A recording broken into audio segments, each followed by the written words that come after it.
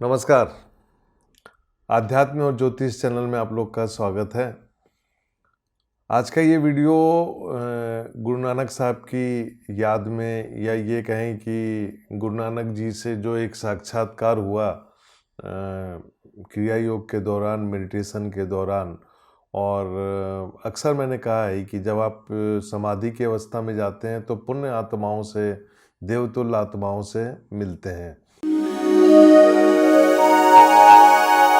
तो आज की कुंडली गुरु नानक साहब के ऊपर है और मैंने बहुत रिसर्च किया था, ख़ासतौर से ये जानने के लिए कि उनका जन्म की तिथि क्या थी। बहुत से मेरे मित्र हैं जिन्होंने मेरी बहुत हेल्प की, लेकिन कहीं ना कहीं जाके एक कन्फ्यूज़न था कि गुरु नानक साहब का जन्म की तिथि क्या थी। नक्षत्र के हिसाब से जब मैंने काफ़ी तारीखों को आगे पीछे किया, फिर भी कन्फ्यूज़न हो रहा था। और जब मैं उस एनर्जी से कनेक्ट हुआ और उस एनर्जी ने एक मैसेज दिया, और उस मैसेज के बाद मुझे पता लगा कि कुछ कहना चाहती है ये एनर्जी। और जो मैसेज था, उस मैसेज के बाद जब मैंने कुंडली बनाई तो 8 नवंबर 1470 को उनका जन्म, सिंह लग्न की कुंडली है। और लग्न में कोई ग्रह नहीं है। दूसरे घर में गुरु, तीसरे घर में शुक्र, चौथे घर में मंगल, सूर्य और बुध, पांचवें घर में राहु, छठा सातवां घर खाली, आठवां घर भी खाली, नवां घर भी खाली, और 10वें घर में चंद्रमा और शनि, 11वें घर में केतु, और 12वें घर में कोई ग्रह नहीं। और एक संत, एक मैसेंजर बनने के लिए जब हम इस कुंडली को और बारीकी से देखते हैं तो देखिए, लग्न का स्वामी सूर्य जो है वो चौथे घर में बैठा हुआ है, मंगल और बुध के साथ। 10वें घर में चंद्रमा और शनि, पूर्णिमा का जन्म उनका। शनि और चंद्रमा मिलके एक संन्यास योग देते हैं, और विवाह के बाद कुछ समय के बाद उन्होंने अपनी एक नई जिंदगी शुरू करी। नवांश कुंडली को देखें तो सिंह लग्न का नवांश है, मतलब ये हुआ कि वर्गोत्तम नवांश था। और वर्गोत्तम नवांश में जब हम ग्रहों की स्थिति को देखते हैं तो ये बताता है कि गुरु नानक साहब जो थे, उन्होंने अपने जीवन में जो काम किया, उस काम को उनके जाने के बाद अंगद महाराज से लेकर और आगे जितने भी गुरु हुए, उन्होंने इस परंपरा को आगे बढ़ाया। ये परंपरा जो थी, इसमें आप ध्यान से देखिएगा कि कहीं ना कहीं गुरु नानक साहब जो थे वो कबीर से प्रभावित थे। और ऐसा उनका कहना भी था कि कबीर की जो जीवन यात्रा थी उससे मैं बहुत प्रभावित था। और मेरा ये मानना रहा है कि जब भी परमात्मा अपने नुमाइंदों को भेजता है पृथ्वी पे, जिनको हम पवित्र आत्मा, उच्च आत्मा, अच्छी आत्मा बोलते हैं।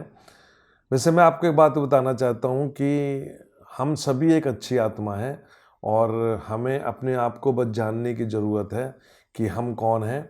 और यदि आपने अपने आप को पहचान लिया तो मैं समझता हूँ कि जीवन के बहुत से कष्ट जो होते हैं वो कट जाते हैं, और एक रास्ता मिल जाता है कि हमें किस डायरेक्शन में जाना है।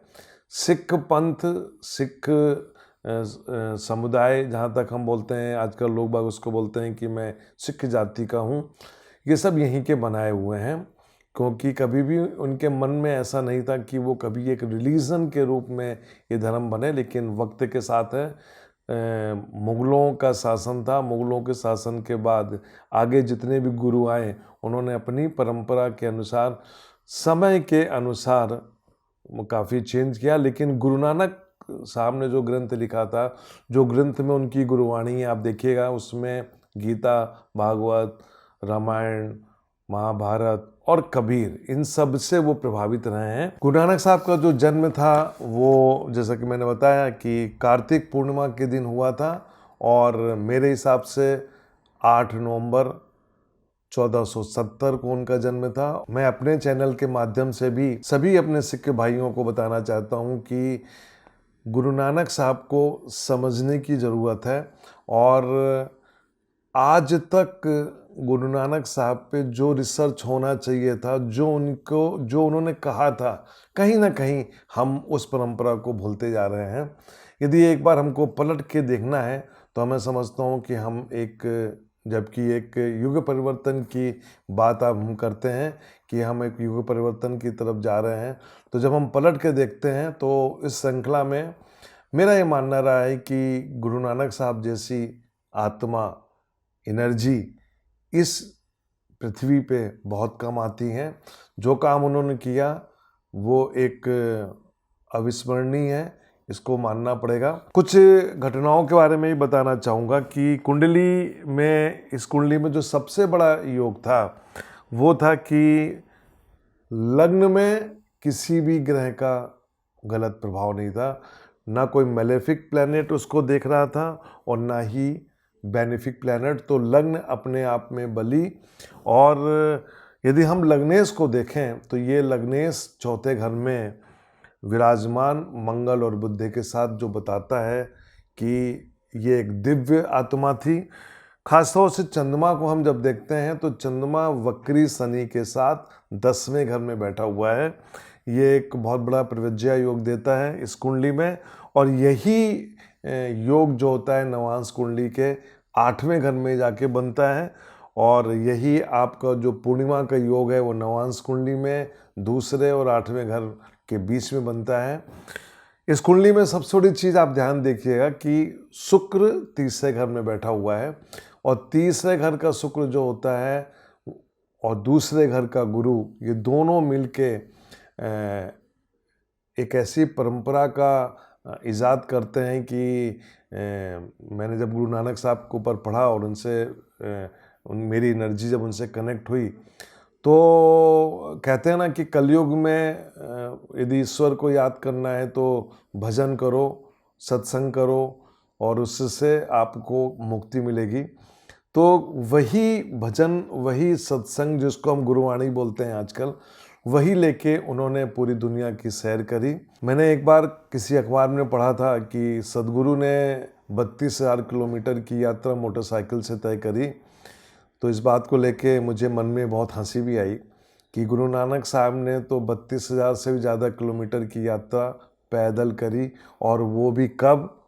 14 और 15वीं शताब्दी के बीच में। सोचिए कि उस समय देश में ना तो कोई साधन था, ना कोई रोड थी, और उसमें भी वो और उनके जो शिष्य थे वो साथ में चल के और पूरी दुनिया को भ्रमण किया। ये अपने आप में बहुत ही बड़ी सराहनीय वर्ड तो मैं नहीं बोलूँगा, ये एक संत की उपाधि हम बोल सकते हैं। उनमें एक कहीं ना कहीं एक खूबी थी, और ये प्रूफ करता है कि वो परमात्मा के नुमाइंदे थे जिन्होंने इस संसार को एक मैसेज दिया। इस कुंडली में यदि हम राहु को देखें तो राहु 5वें घर में विराजमान है। और अक्सर मैं जब लोगों की जन्म पत्री देखता हूँ, 5वें घर का राहु देखता हूँ, तो मैं अक्सर बोलता हूँ कि आप हाथी की सेवा करें। और हाथी को गज बोला गया है। ये 5वें घर में बैठ के अक्सर क्या करता है कि संतान को लेके एक समस्या पैदा करता है, और कहीं ना कहीं आदमी अपने संतानों से दुखी हो जाता है।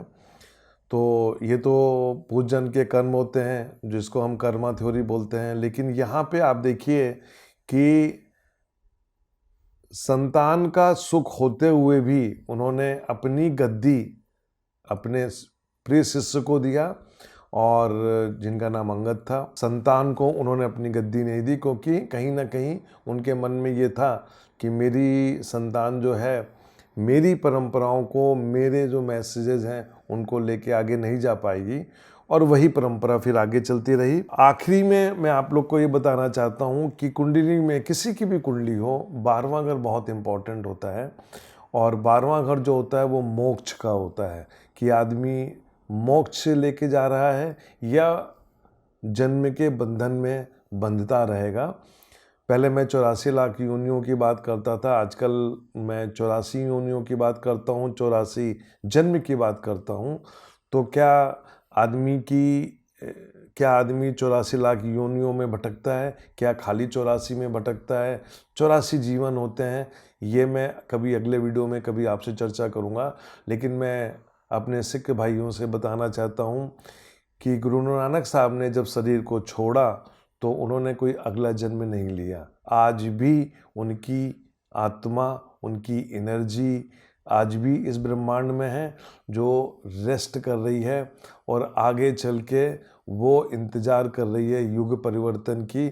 और उस युग परिवर्तन के बाद एक नई दिशा, एक नया जोश होगा और वो परमात्मा के द्वारा आगे दिए गए जो निर्णय होंगे उनका पालन किया जाएगा। मैंने कहीं पढ़ा है उनके बारे में कि जब वो मक्का मदीना गए तो मक्का मदीना के बारे में कहा जाता है कि जब वो विश्राम कर रहे थे तो उनके पैर जो थे वो काबा के पत्थर की तरफ थे।